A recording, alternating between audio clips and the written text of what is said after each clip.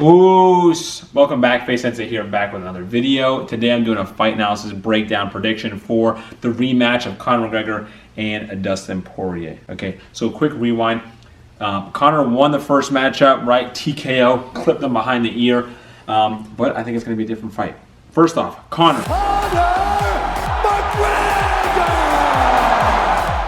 this came off of beating Donald Cerrone, right? He lost to Khabib before that, but he just like shouldered Donald, right? He kicked him in the head. He's absolutely destroyed. Then Dustin just came off a war with Dan Hooker, right? And Dan Hooker is no slouch. So that was a crazy fight. I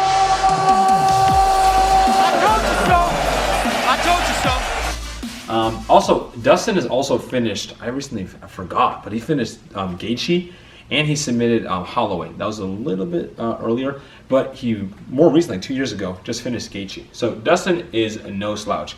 I think it's going to be a different fight, mainly because Dustin is more confident. I don't think Conor's going to be able to get in his head. I think he was in the head in the first one, and then when that happens, you just want to knock him out. But Dustin is a black belt in jiu-jitsu, and he knows how to wrestle. His conditioning is great. He's had 10 wins. He's had 10 wins since that fight, right? So it's a completely different fight. It's a completely different setup. So I'm interested to see how Conor does in this setup. Conor looks focused and dedicated. That's the scary part, I think, right now, right? Conor, when he's not out partying and doing stuff and going crazy in the media, has another kid on the way. All his social media platforms right now, he looks focused. He looks like he's in the gym all the time. He's just training. So a dedicated and focused and motivated Conor coming off a win is very dangerous. But now you have a Dustin who's not as nervous. He's not going to be as emotional. His boxing looks a lot cleaner. I think he's going to mix it up better. To me, it's like a match made in heaven, right? This is like a perfect story for a rematch. And then also, I think this is very important for Conor, because if Conor loses, like, where does he go? It's very interesting, right? Does he just go straight to Jake Paul, right? I don't know. But it seems like it, because if Conor loses, where does that put him in the mix? The lightweight, he seems like he wants to make a run for the belt. If Dustin wins, right, he's going to get his title shot. He's going to be right there in the mix. So I think it's very important for both fighters, but more importantly for Conor's legacy.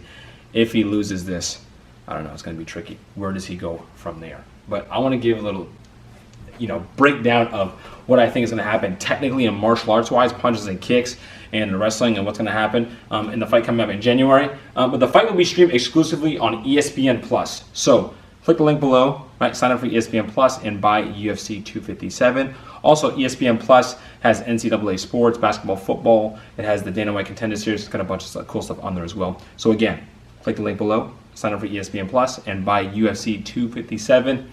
Let's get to the breakdown. Ooh, Conor McGregor in the first fight, obviously TKO'd him. Now, you see Conor doing a lot of fancy stuff. Okay, he likes to do this low leg side kick, which is pretty effective. He doesn't use it too much. And he does this thing all the time. Right here. It looks pretty. Like that, but he never really uses it. But to me, that's all a smoke screen, right? All the kicks, all that fancy stuff is just a smoke screen for that left hand. He loves the left straight, the left hook, and that left uppercut. Where's the uppercut? Pretty nasty. So he's looking to land that big shot so he can damage the other fighter, get him rocked, and then in terms of finishing an opponent, he's like one of the best ever. So for Conor to win that fight, I think it's very important to maintain distance, right? Doesn't want Dustin to security takedowns. Keep the distance like he usually does, all that stuff, and look for opportunities to punch while going backwards and land the big shot to change the fight and finish Dustin early in the fight. Now, for Dustin, okay? He got caught early, and I think because he was so emotional. I don't know exactly. He tried to keep head hunting. He tried to keep punching with him. Dustin Poirier is a black belt in jiu-jitsu. He's a very good wrestler. He can do all that stuff. So I think that he should be looking for opportunities early to secure takedowns, tire him out, get him into the 4th, 5th round, championship rounds, and try to finish the fight. For me, this is what I like to see. Dustin, right? I know, who am I to say? But this is what I like to see. Low kicks, right? Using his boxing. He's done a great job. He got great boxing, by the way. And look for opportunities for that takedown, even if he tags him. If he tags Conor, as soon as Conor goes to shoot him with a punch, boom, snatch that single, push him against the cage, right? You know what I'm saying? Get him in here, boom, boom, and then, right, secure the takedown, bam, boom, mount position. We've seen Conor get mounted a couple times, and Nate Diaz, right, Khabib, when this happens, he tends to turn, and when he turns, Dustin will use that black belt in jiu-jitsu to secure.